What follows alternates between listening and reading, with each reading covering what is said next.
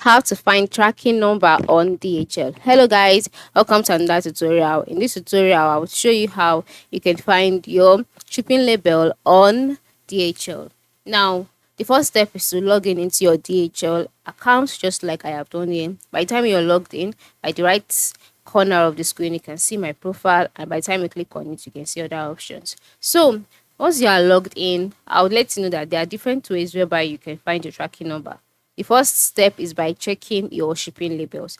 Whenever you ship whether you ship a shipment or a package, you are usually given an option for you to create a shipping label under the schedule a pickup box. Under the schedule a pickup section, you will see the option: do you want to create a shipping label?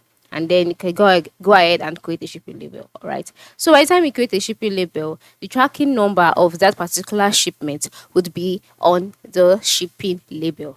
So you can just check around it by the time you get your package, or by the time the label is sent to you through your email, and you'll see it there. Now, the second way is what I've mentioned earlier, is for you to keep an eye on your email box. Yeah, DHL often sends notifications with tracking information once your package is in transit. So ensure you put an eye on your email box by checking your email notifications. Okay, and another way is to download the DHL tracker application on your device. By making use of this application, you will definitely have access to the tracking number of your shipment.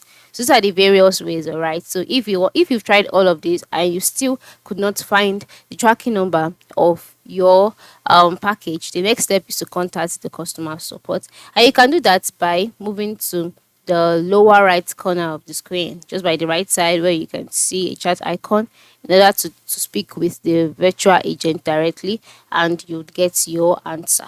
All right, you can just tell them your concerns and that you cannot find your tracking number, and it will be resolved. So that is it. I hope this tutorial was helpful. Thanks for watching, and have a good day.